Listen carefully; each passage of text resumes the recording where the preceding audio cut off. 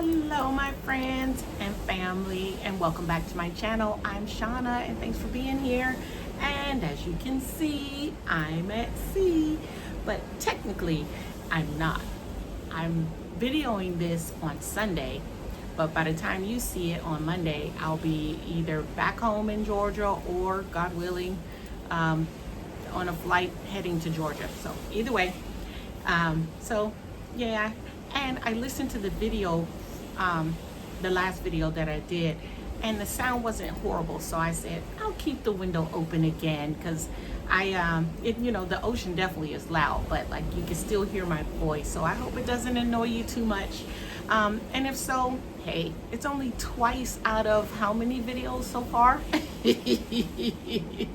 Twice out of whatever the amount that we've been reading. Hey, we've been on this chronological Bible reading since January 1st.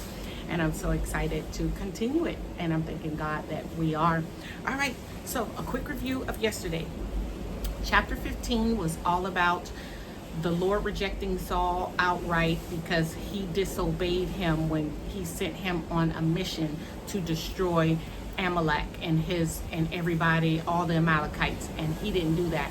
He spared the king, and then he let them take the choice spoils, and so he just deliberately disobeyed God, and then he asked for forgiveness. And God said that he regretted making Samuel king. And remember, Samuel was the first king of Israel, because up until now they've just had judges. And Samuel, the guy that's kind of right there with him, the wise counsel, is the last judge. And then he went and they had a testy argument, and he just let Samuel know, God is done with you. You're not going to be king, and your descendants will not follow, the way of the throne, because sadly, King Saul has a really cool son, Jonathan, who could have probably made a really good king, but now he doesn't get the chance because of the sins of his father. So just kind of shows you that generational, what you do matters for generations sometimes. All right, and then chapter 16, David was anointed king, and we saw that so God told Samuel, go down to the Benjaminites in Bethlehem, and I'm going to show you who's going to be king. And it was interesting because he sent them to Jesse, and Jesse had 8 sons, and so they had this big ceremony, and David wasn't even invited. David was the youngest. He's out in the field tending the sheep. I thought that was interesting. David wasn't even at this consecration, at this big feast. He wasn't even invited. And so God told Samuel, I'll show you which one. So they went through all these sons, and just like Samuel said, surely he should be it, because he's looking at his stature, tall, thick, looks like a warrior. And God said, I look on the heart. You guys look on the outside, but I look on the heart. And after he went through 7 of Jesse's sons, he said, do you have any more sons? Because God told me to come here for the next king, but he's rejected all 7 of these sons so far. And he said, oh, well, yeah, there's little David out there with the sheep. Poor David, the shade of it all, the black sheep of the family, out with the sheep. Anyway, so David comes, and God said, that's him.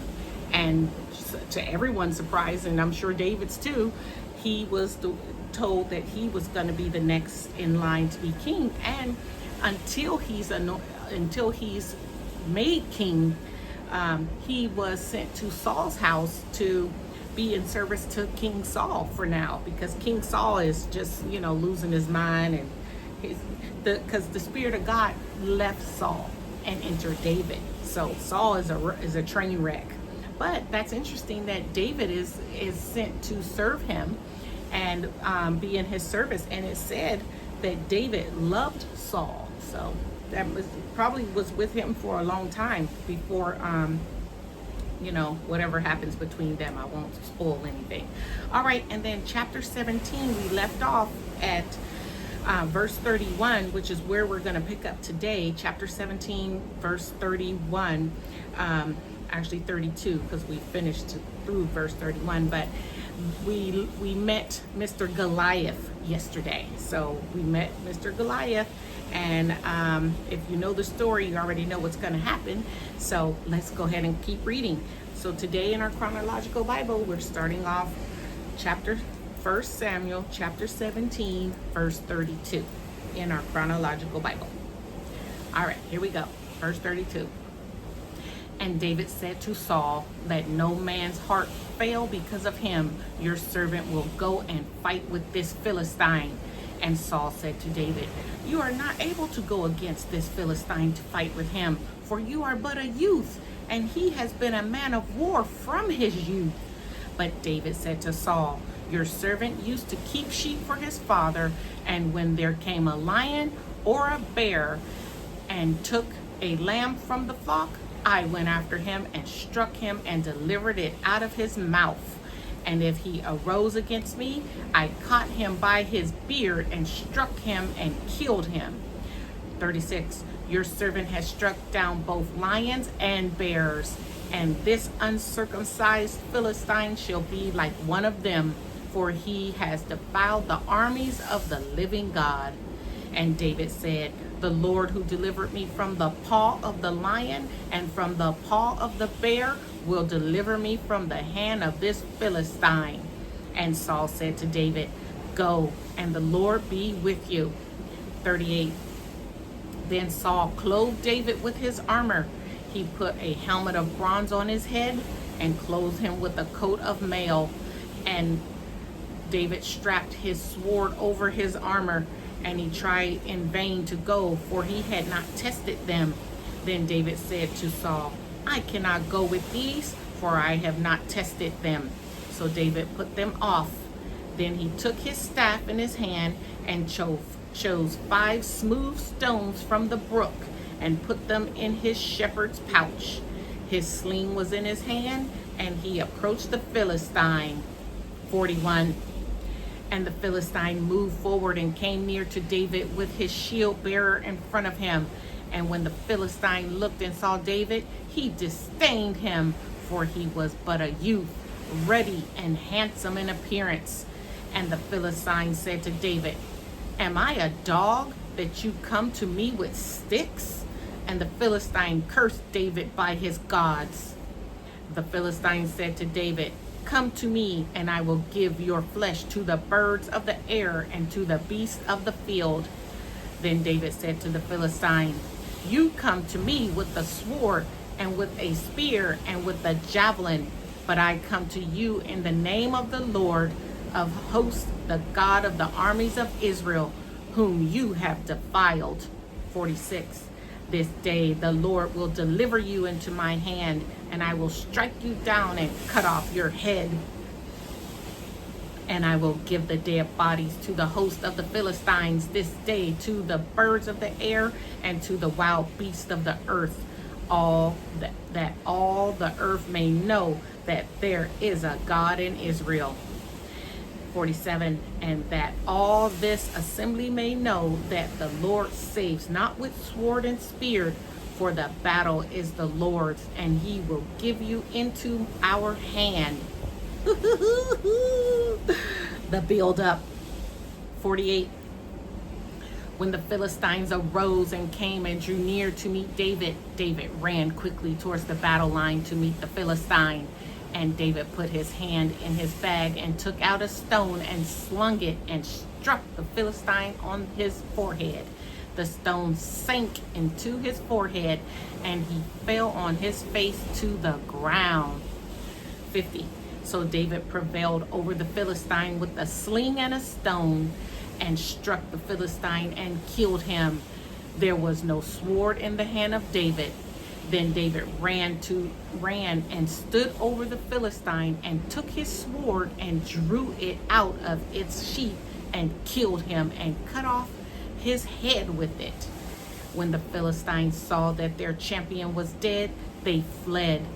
And the men of Israel and Judah rose with a shout and pursued the Philistines as far as Gath and the gates of Ekron, so that the wounded Philistines fell on the way from Shaaraim as far as Gath and Ekron.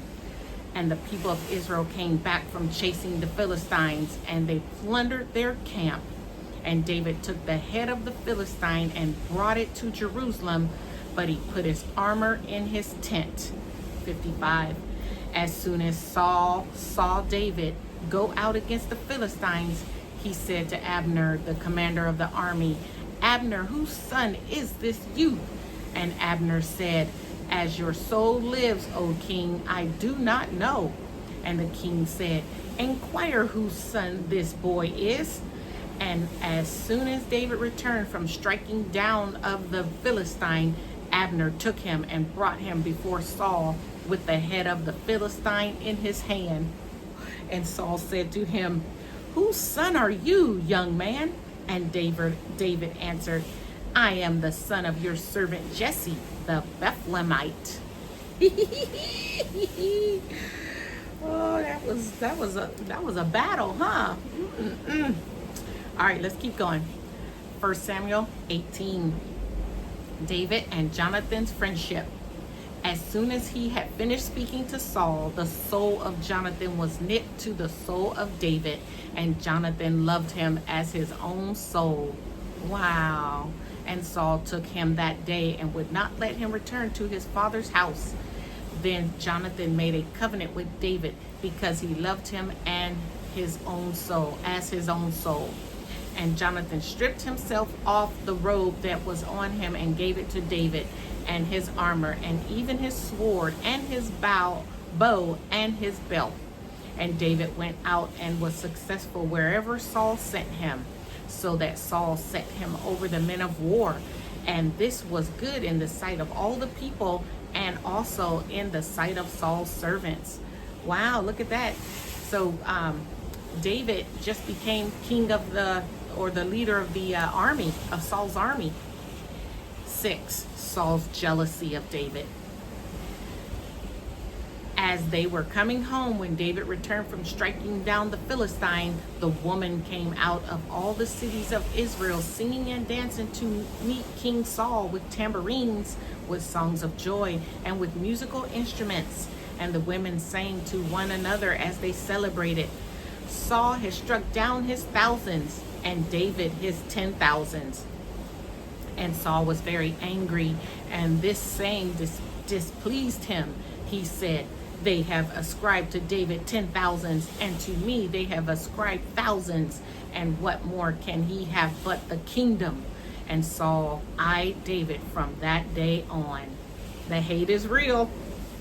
The next day, a harmful spirit from God rushed upon Saul, and he raved within the house while David was playing the lyre. And he did day by day.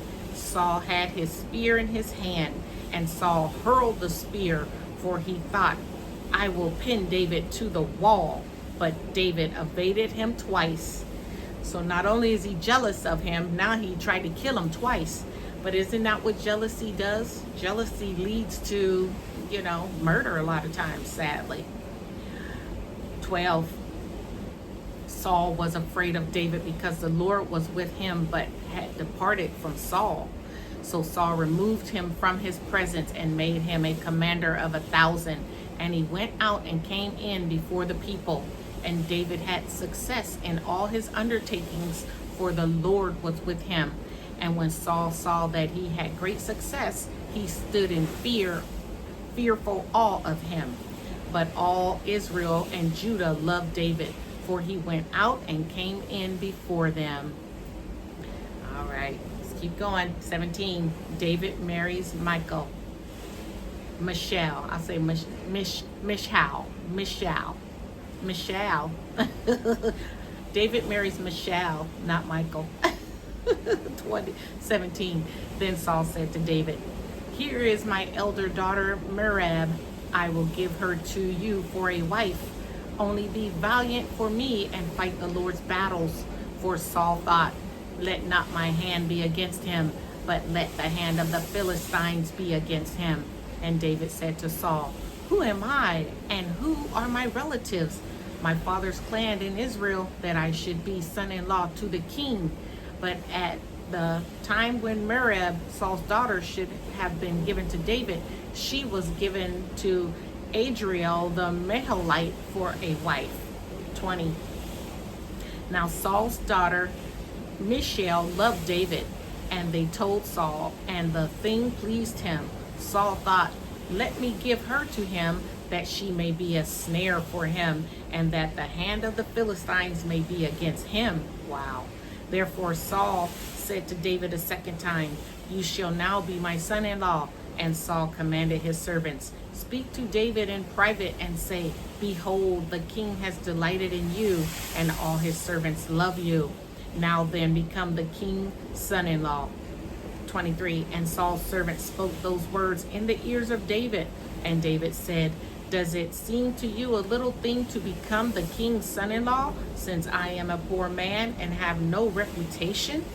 And the servants of Saul said to him, thus and so did David speak.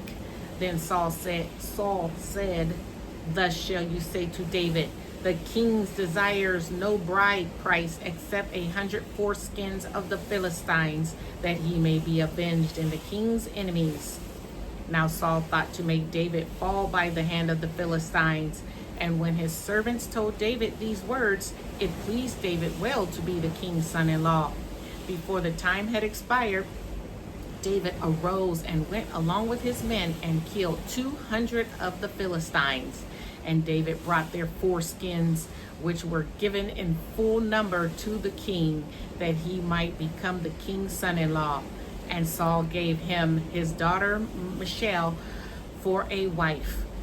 But when Saul saw and knew that the Lord was with David, and that Michal, Saul's daughter, loved him, Saul was even more afraid of David. So Saul was David's enemy continually. Then the commanders of the Philistines came out to battle, and as often as they came out, David had more success than all the servants of Saul, so that his name was highly esteemed. Boy, you better leave God's anointed alone, Saul. He's trying to bamboozle David. But did you catch what David did to prove? And David brought their foreskins. Ew. He killed 2,000 men and brought Saul their foreskins. Ew. That's 2,000 foreskins. Ooh, the Bible is comedy sometimes. I told you the Bible is every graphic novel that exists. It's romance, it's murder mystery, it's comedy, it's literary text. The Bible is everything. Delight in it. You'll love it. All right, which I'm sure you are because you're watching this.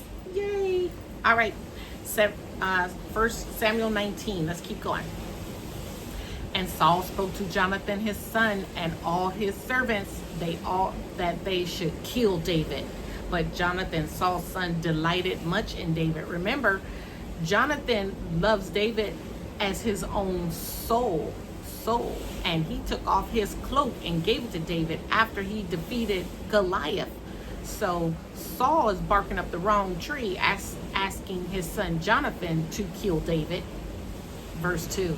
And Jonathan told David, Saul, my father, seeks to kill you. Therefore be on your guard in the morning. Stay in a secret place and hide yourself. And I will go out and stand beside my father in the field where you are, and I will speak to my father about you. And if I learn anything, I will tell you. And Jonathan spoke well of David to Saul his father, and said to him, let not the king sin against his servant David, because he has not sinned against you, and because his deeds have brought good to you.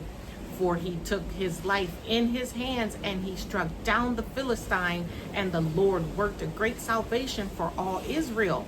You saw it and rejoiced. Why then will you sin against innocent blood by killing David without cause? You go, Jonathan, question your dad. 6. And Saul listened to the voice of Jonathan.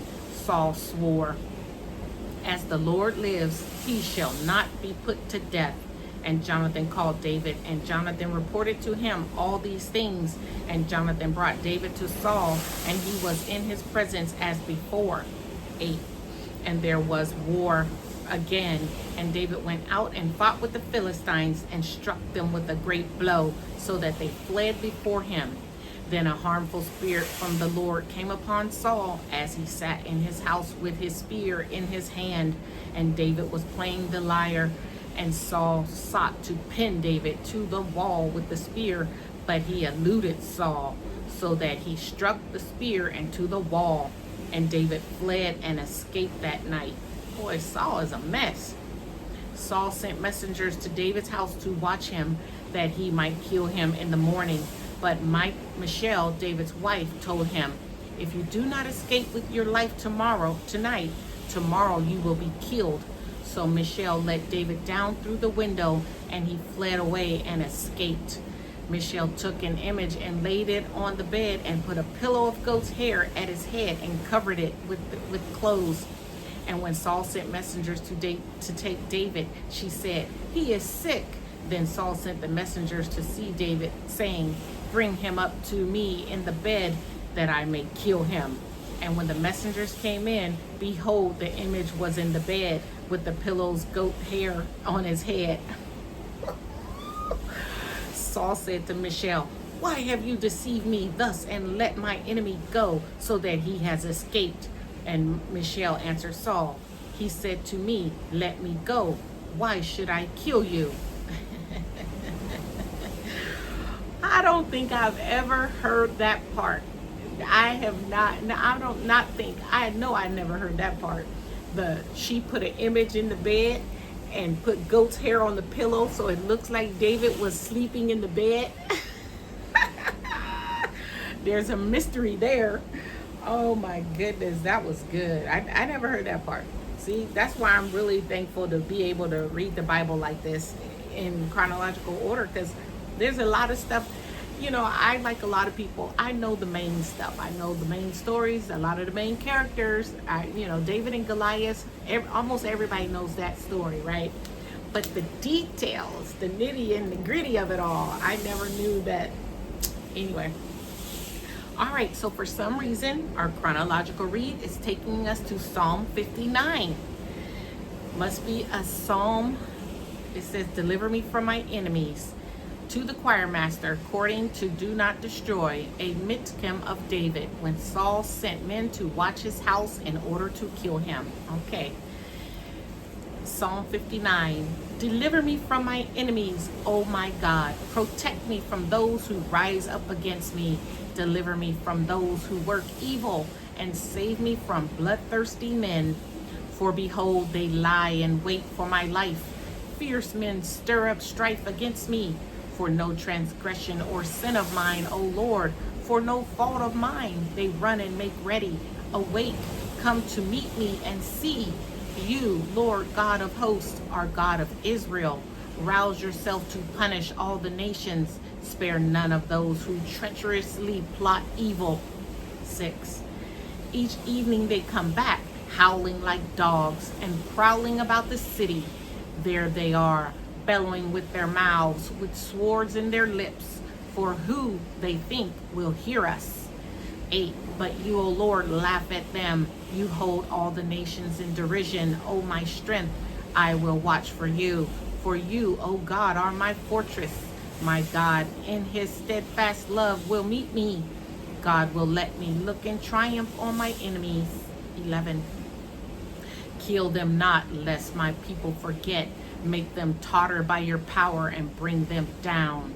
O Lord, our shield, for the sin of their mouths, the words of their lips, let them be trapped in their pride. For the cursing and lies that they utter, consume them in wrath. Consume them till they are no more, that they may know that God rules over Jacob to the ends of the earth. 14. Each evening they come back, howling like dogs and prowling about the city. They wander about for food and growl if they do not get their fill. But I will sing of your strength. I will sing aloud of your steadfast love in the morning. For you have been to me a fortress and a refuge in the day of my distress. O my strength, I will sing praises to you. For you, O God, are my fortress, the God who shows me steadfast love. Aww. David probably said that after he escaped how many times now? All right, here's our last readings. First Samuel 19. It brings us back to 19, verse 18. Now David fled and escaped, and he came to Samuel at Ramah and told him all that Saul had done to him. And he and Samuel went and lived in Neoth. And it was told to Saul, behold, David is at Neoth in Ramah. Then Saul sent messengers to take David. And when they saw the company of the prophets prophesying and Samuel standing as head over them, the Spirit of God came upon the messengers of Saul, and they also prophesied. When it was told Saul, he sent other messengers, and they also prophesied. And Saul sent messengers again the third time, and they also prophesied. Then he himself went to Ramah and came to the great wall that is in Siku, and he asked, where are Samuel and David? And one said, behold, they are at Neoth in Ramah. And he went there to Neoth in Ramah, and the Spirit of God came upon him also. And as he went, he prophesied until he came to Neoth in Ramah. And he too stripped off his clothes, and he too prophesied before Samuel, and lay naked all that day and all that night. Thus it is said, is Saul also among the prophets? Oh my goodness, that was so good, y'all. I'm gonna save a nice review for tomorrow. I'm not even gonna touch that, but that was great. Wow. I don't have any Facebook shout outs. I'll do some belated stuff tomorrow, because again, I'm taping this on Sunday, so you can see it on Monday while I'm traveling back home.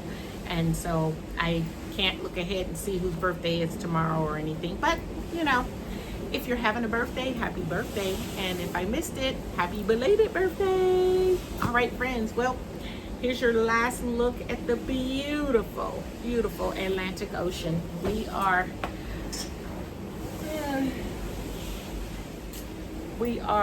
I can't even tell you where we are, probably the North Atlantic. I don't know. I do know it's the Atlantic Ocean, but there you go. We left Grand Cayman Island and we're speeding on.